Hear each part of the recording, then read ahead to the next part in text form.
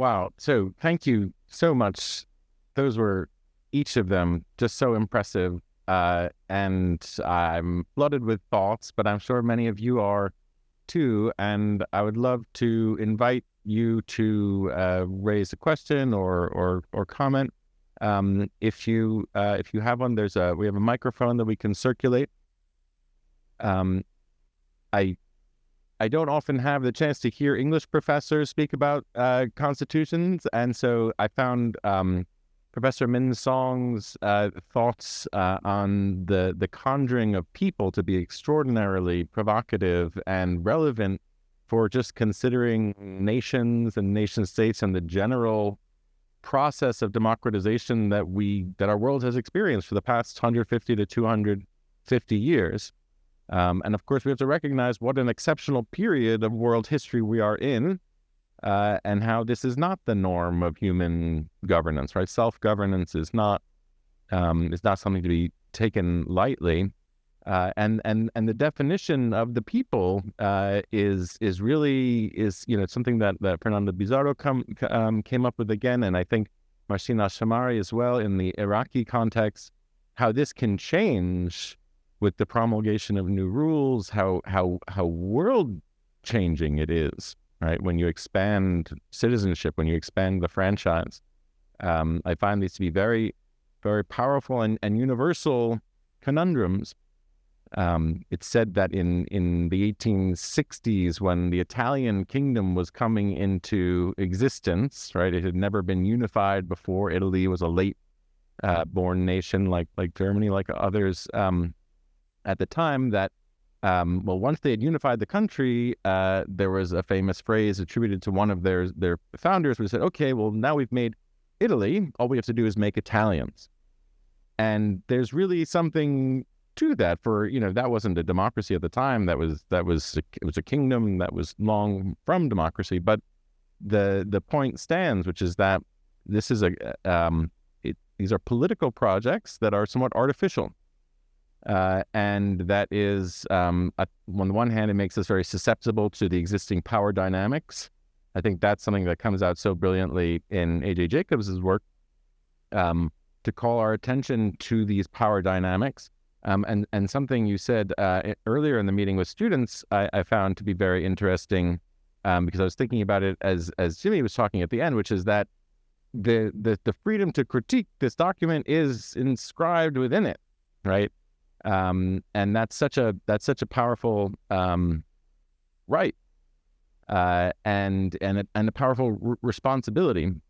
And something you said was that there was an early proposal to actually to make the Constitution more like what we would think of as a Google Doc, where as you improve it, right, with each amendment, you actually kind of interweave the amendments into the text as you go, so that some of the really offensive and troublesome parts would essentially be replaced with something more in consonance with our contemporary values. But then there's also clearly this exemplary value, this sort of exhibit A of seeing where we're coming from, right? There's something very powerful to read the injustice, to read, to understand that they were only referring to a tiny, tiny percentage of the residents of the land, when even evoking these rights,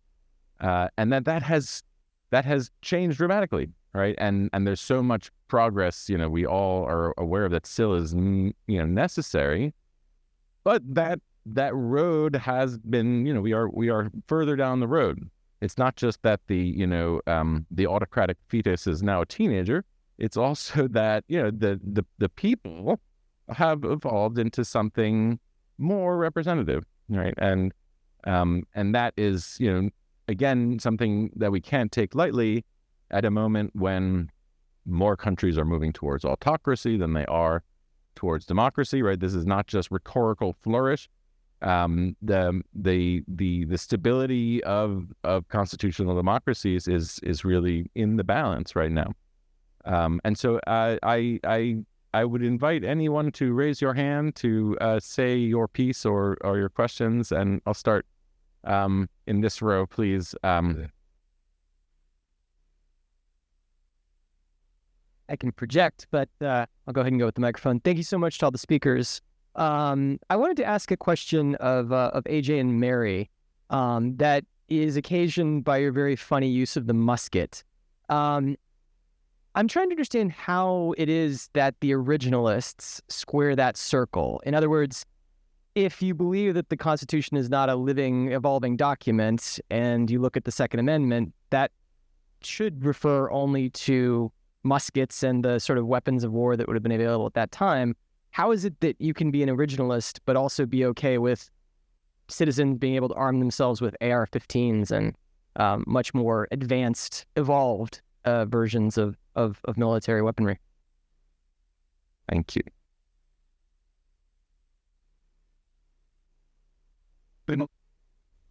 Yeah, that's easier. Yeah. So, I'll do my best to steel man that point of view, but I think they would argue that that the value of the right to bear arms is timeless, and so it doesn't matter what the machine is, as long as it's a gun. And to give you an example, originalists do believe that the meaning changes with the technology. They just don't believe morality changes. So they don't believe that, let's say, the 14th Amendment would apply to gay marriage. But they would say, for instance, search and seizure. Which amendment says no unreasonable search and seizure? Is it the fourth? Thank you. They would say that originally meant the constable banging on the door, looking through your drawers. But they acknowledge, even the strictest originalists would acknowledge, that that has evolved to mean the government can't look in your iPhone. So they believe in some evolution when it comes to technology, but not when it comes to morality and values, I think.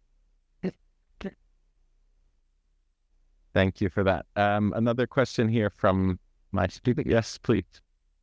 Yeah, I also had a question for Mr. Jacobs. Just, I don't know if this came up in your research at all, but it's always been my impression that America is unique in the world, that we have this very strong reverence for our founding document. And I was just wondering if, while you were looking into the ways in which the Constitution was being developed and how originalism has panned out now, if the original framers and founders could have ever predicted that the Constitution would be this almost in some ways like a religious text that people view as the highest possible authority, that in many ways is beyond modification. Oh, yeah. Well, Professor Bilder, I think, knows more about this than me. So I'll just say very quickly, I think it depends on that they were not monolithic. And some of them were very worried about this, including Thomas Jefferson, who mocked it and said the people are treating this like a sacred document. And he famously said at one point that we need a new constitution every 19 years. So he was very opposed to this reverence. I think there were people who were a little more open to it, but Professor Bilder probably knows more. It's up to you. I don't want to force you, but if you have any... Craig, that all of the sexual brains and responses. It's not physical.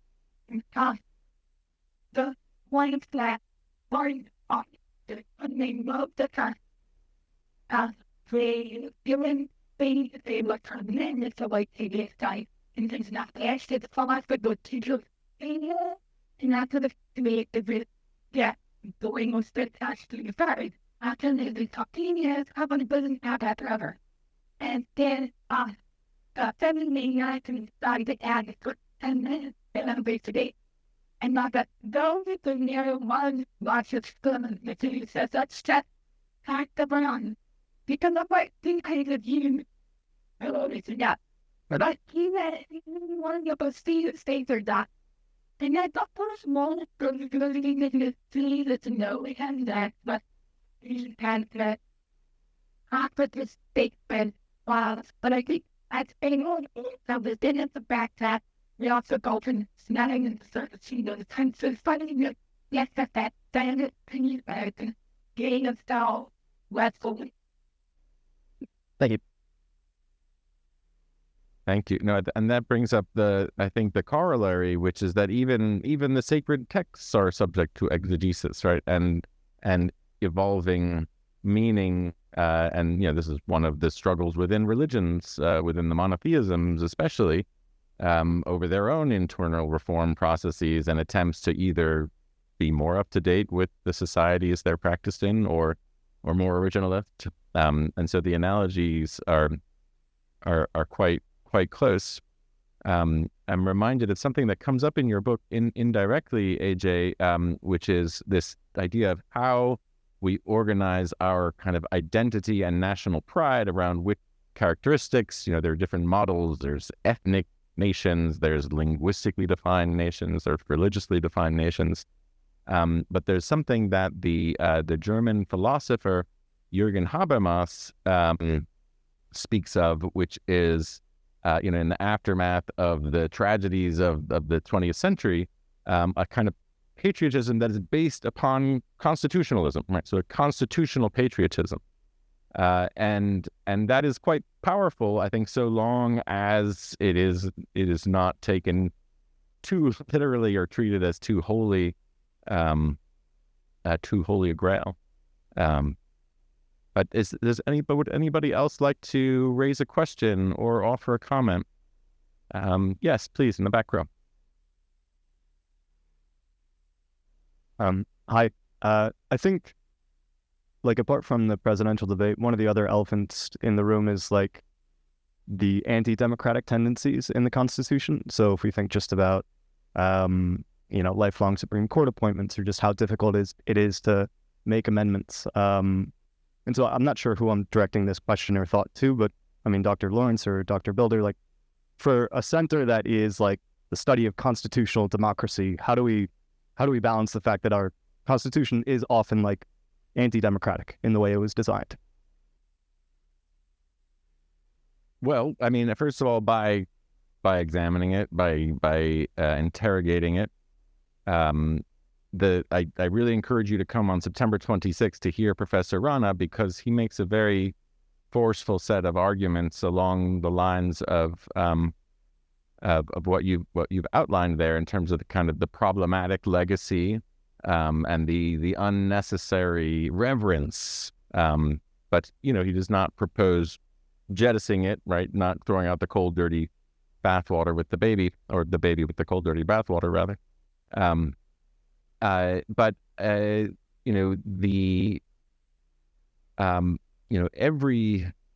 nation, even the more democratic, the less democratic, are based upon often problematic compromises reflecting the power dynamics at their moment of creation. And it's the challenge of the subsequent generations to either renew that covenant or modify and amend it. There are obviously have been steps taken to try to redress some of those legacies.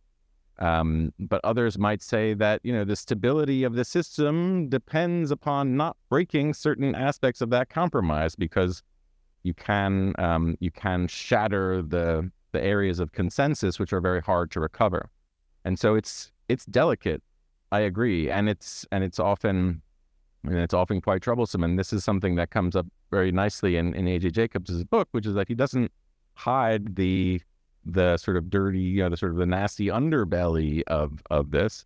But it is worth also appreciating, the durability. I mean, that's something that I thought came out nicely in Jimmy's and Clara's interventions, was that these are extremely significant details that have really changed people's lives, based on these rights that were kind of conjured at a moment in human history when it was very hard to get away from absolutism, very hard to get away from religious rule.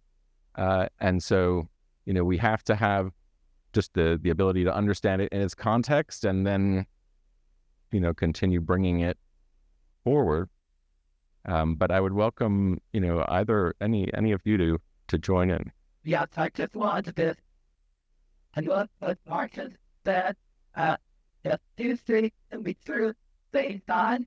I think that's why sometimes students that extend we and the heroes apart as these stars that they can't be given to face and democracy like there was an eating. Therefore, at the same time, it says expressly to me and he is that the spread is not like to do it to acknowledge to other side. So it's just like font that they can to believe in the particles and the few step forward of the freedom and the breeze. And so it was around history, you could write it in the fire and different way. And so for me, it's something to know on the democracy kind of side, that part is as well as it's right. So I would propose moving to a reception at this point, but please join me in thanking all of our wonderful speakers today.